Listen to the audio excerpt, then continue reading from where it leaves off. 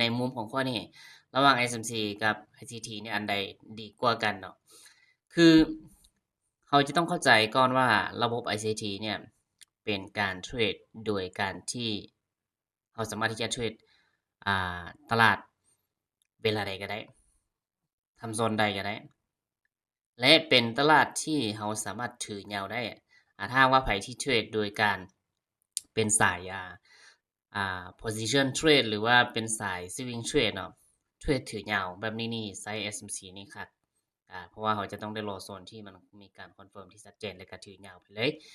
แต่ถ้าใครที่แบบต้องการเทรดแบบ day trade เทรด scalping เทรดจบภายในวันเทรดจบภายใน1ชั่วโมง2ชั่วโมงแม่น ICT มันจะเหมาะสมกว่าเพราะว่า ICT เนี่ยข้อดีก็คือเขาจะได้ราคาที่ดีหนึ่งคือเขาจะได้ราคาที่ดีและมันจะมีโซนที่ชัดเจนให้เขาเข้าเนาะยกตัวอย่างในเรื่องของการเทรดICT เนาะมันจะมี Q zone มันจะมีเอเชีย Q zone มันจะมีลอนดอน Q zone และนิวยอร์ก Q zone หลักๆมันจะมี3 Q zone อย่างเช่นยกตัวอย่างว่านี่จะเป็นเอเชียนะช่วงเวลาของตลาดเอเชีย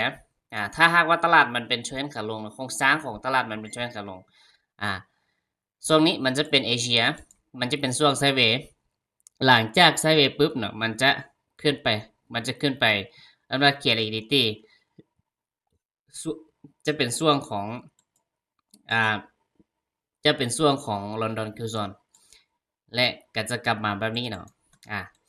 แล้วถ้าหากว่าเรามีความรู้เราก็สามารถที่จะเทรดบายกรอบนี้ขึ้นไปอยู่ทางได้ไม้หนึ่งแต่ถ้าเราบ่ค่อยมีความรู้เราควรที่จะเทรดจังหวะที่มันกลับตัวอยู่ทางลงมาแบบนี้อันนี้จะเป็นในเรื่องของ ICT นี่เราจะเทรดเฉพาะแต่ลอนดอนและนิวยอร์กเท่านั้นเนาะในเอเชียคือโซนเขาจะบ่เทรดเพราะเอเชียคือโซนเนี่ยเขาจะมองว่าเป็น accumulation หรือว่าจะเป็นโซนที่ตลาดสร้างขึ้นมาเพื่อที่จะเป็นสภาพคล่องเท่านั้นเนาะหนึ่งในอินดิเคเตอร์ที่เราสามารถนำใช้ได้ก็คือถ้าหากว่าอยู่ในแอป replay เนาะสามารถที่จะเข้ามาแล้วก็พิมพ์เดี๋ยวนี้เนาะพิมพ์ session แล้วก็ใส่ตัวนี้ก็ได้ session indicator app replay หรือถ้าหากว่าอยู่ใน trading view เนาะอยู่ใน trading view เข้าไปใน indicator แล้วก็เขียนว่า session แล้วก็ปกติค่อยจะใช้ตัวนี้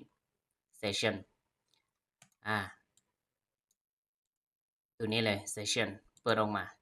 แล้วมันจะมีช่วง Q zone มันจะมีช่วงLondon Q zone โตเกียว Q zone นิวยอร์กช่วงเวลาที่ชัดเจนฉะนั้นเราจะรอเทรดซัพพอร์ตลอนดอนและก็นิวยอร์กเท่านั้นเนาะอย่างเช่นอันนี้จะเป็นกราฟของเมื่อวานนะกราฟของเมื่อวานเราเห็นว่าโดยรวมแล้วตลาดมันเป็นเทรนด์ขาลงโดยรวมแล้วตลาดมันเป็นเทรนด์ขาลงแบบนี้ตลาดเป็นเทรนด์ขาลงเขารู้ว่าตลาดเป็นเทรนด์ขาลงแล้วฉะนั้นเขาจะต้องมาหาโซนก่อนโดยการที่ก่อนหน้านั้นเนี่ยตลาดมันเป็นการกลับตัวจากขาเป็นการเป็นเทรนด์ขาขึ้นแต่ว่ามันกลับตัวเป็นเทรนด์ขาลงซึ่งว่าเราสามารถที่จะวาดโซนนี้เป็น buy side liquidity ของเอเชีย buy side liquidity ของเอเชียเนาะbuy side liquidity ของเอเชียนี่มันจะอยู่ระดับนี้นะเมื่อวานเนาะbuy side liquidity ของเอเชีย buy side liquidity ในส่วนของโซนสุดของเอเชียก็จะเขียนไว้เป็น buy side liquidity และจุดโลของเอเชียเขาก็จะใส่เป็น sell side liquidity อยู่แถวนี้เนาะแล้วเขาก็มาหา K level ตอนนี้เราเห็นว่าตลาดมันเป็นเทรนด์ขาลงเราอ้างอิงจากอย่างอ้างอิงจากเขาก็จะสังเกตเห็นได้ว่าจากก่อนนั้นเนี่ยตลาดมันเป็นเทรนด์ขาขึ้นเนาะส่วนนี้เป็นการเดี๋ยวเขาจะลืมอินดิเคเตอร์ออกไปก่อนก่อนนั้นเนี่ยกราฟเป็นเทรนด์ขาขึ้นเกิดมีการบอสของ time frame มากขึ้นไปหลังจากบอสแล้วมันก็ได้เกิดการ liquidity ก็จะใช้เป็น trader sweep แล้วกันและมันก็ได้ลงมาและหลังจากที่มันลงมาปุ๊บเนาะ สิ่งที่มันเฮ็ดก็คือมันได้ทำการ string of character ของทำเฟรม15นาที string of character ของทำเฟรม15นาทีแล้วทีนี้เนี่ยเราจะต้องมาหา k level เนาะ k level ของทำเฟรม15นาทีเนี่ยโซนที่1ก็จะเป็นโซนนี้โซนที่1ก็จะเป็นโซนนี้โซนนี้จะเป็น k level มันมีแท่ง order block 15นาทีและโซนที่2คือโซนนี้เนาะโซนนี้งั้นอย่างจึงใช้โซนนี้มันจะมีโซนที่ก็ให้เกิดการบอสลงไปนะมันจะมีโซนที่ก็ให้เกิดการบอสลงไปอันนี้จะเป็นว่าเป็นการบอสของ Conference 5นาทีแต่ว่าก่อนนั้นเนี่ยมันยังบ่ทันได้บอสเนาะมันจะเป็น Cell Size Liquidity Cell Size Liquidity ของ Time Frame Asia Quezon เราจะเขียนว่า Asia ก็ได้ Asia แต่ว่าส่วนหลายเนี่ยค่อยจะใช้คำว่าAsia Low และอยู่ถึงค่อยจะใช้เป็น Asia High แบบนี้สำหรับ Asia H และ Asia L แบบนี้แล้วถ้าหากว่ามาไล่โครงสร้างเนี่ยจุดนี้เราสามารถที่จะเอิ้นได้ว่าเป็นการบอสลงไปนะซึ่งตอนที่มันยังบ่ทันได้บอสเนาะตอนที่มันยังบ่ทันได้บอสเราก็สามารถที่จะตีได้ว่ากรอบนี้เป็นจุดโลของเอเชียในเราตีจากโลตัวนี้เพราะว่าก่อนหน้านี้มันได้ลงมากรอบนี้แล้วก็ขึ้นไปขึ้นไปแบบนี้เนาะฉะนั้นเราก็สามารถที่จะรู้ได้ว่าโซนนี้จะเป็นเอเชียโลที่กราฟมีโอกาสที่จะลงมาเคลียร์และสวิงที่ก็ให้เกิดการลงมาเคลียร์ก็คือสวิงคือจริงๆเนี่ยมันเป็นสวิงกรอบนี้เนาะมันเป็นสวิงกรอบนี้สวิงล่าสุดมันเป็นสวิงกรอบนี้แต่ด้วยระบบเนี่ยเราก็จะต้องเข้าใจว่ามันจะต้องมีการสร้าง liquidity ในเมื่อที่มันมีสวิงที่ทับซ้อนกันอยู่เนาะสวิงที่มีความสำคัญก็คือมันจะมีสวิงที่1มันจะมีโซนนี้จะเป็นโซน order block อันนี้เราก็สามารถที่จะเอาSMC มาใส่นะ order block โซนนี้จะเป็น order block cell และ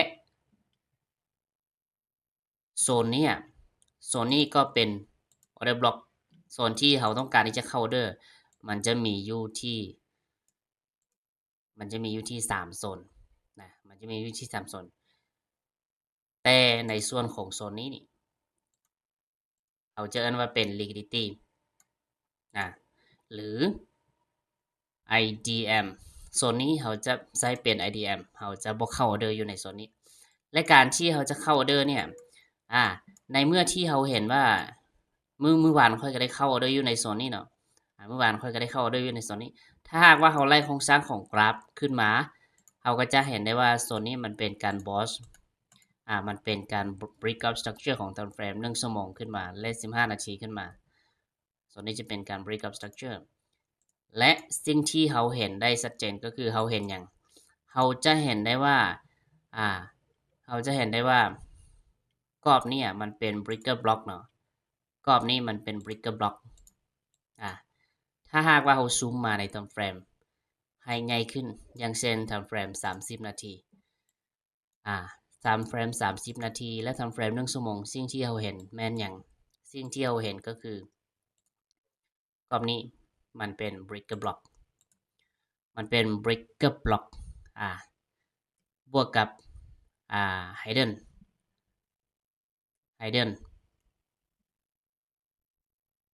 demand zone breaker block บวกกับ hidden demand zone แบบนี้ฉะนั้นเนี่ยมื้อวานราคาของทองคำเนี่ยเขาจะย่อมาใน time frame 15นาทีราคาของทองคำเนี่ยมันลงมาและมันได้ลงมากับตัวอยู่ในโซนนี้ย้อนหยังมันจึงกับตัวอยู่ในโซนนี้เพราะว่ามันได้ลงมาเคลียร์ liquidity มันได้ลง มันได้ลงมาก่อนนั้นมันได้ลงมาสร้างโลเป็นโลของเอเชีย liquidity ของเอเชียแล้วก็ขึ้นไปแล้วก็ลงมาแบบนี้และลงมาเคลียร์ liquidity และก็ได้ทำการกลับตัวอยู่ในโซนนี้ขึ้นไปและเป้าหมายของมันคือต้องการที่จะมาเคลียร์ liquidity หรือว่าเคลียร์เอเชียไฮอยู่ถึงและไปหาโซนของ K level และก็ได้ทำการลงมาอีกเนาะซึ่งว่าเมื่อวานค่อยก็ได้เข้าอยู่ที่ค่อยก็ได้เข้าใบอยู่ที่ราคา 4182 ก็คือแท่งนี้ไปปิด GP ที่1อยู่แถว4205และอยู่แถว4211ปิดราคาอยู่กรอบนี้ 2,000 กว่าจุด SL สั้นที่สุดย้อนอย่างเมื่อวานเขาจึงเข้าด้วยอยู่ในกรอบนี้เพราะว่ากรอบเนี่ยมันเป็น K level ที่สำคัญมันเป็นทาง hidden supply zone และมันเป็นทาง breaker block แม่นอย่าง breaker block คือโซนที่ก่อนนั้นเนี่ยมันขึ้นมาหาโซนนี้แล้วมันบ่สามารถไปได้และมันกลับลงมาฉะนั้นในกรอบนี้จะเป็น breaker block sell มันจะเป็น order block sell เนาะในเมื่อที่มันทึกทำลายไปแล้วหรือว่าทึกทะลุไปแล้วเราจะเอิ้นกรอบที่มันเคยเป็น order block เป็น breaker block ฉะนั้นในเมื่อที่มันกลับมาหาโซนนี้อีกครั้งมันจึงจะขึ้นไปและมันตรงกับองค์ประกอบหลายๆอย่างถ้าหากว่าเรามาวัดฟิโบเนี่ยเอาวัดฟิโบจาก swing low swing high เราจะเห็นได้ว่ากรอบนี้มันตรงกับค่าฟิโบมันตรงกับค่าฟิโบ70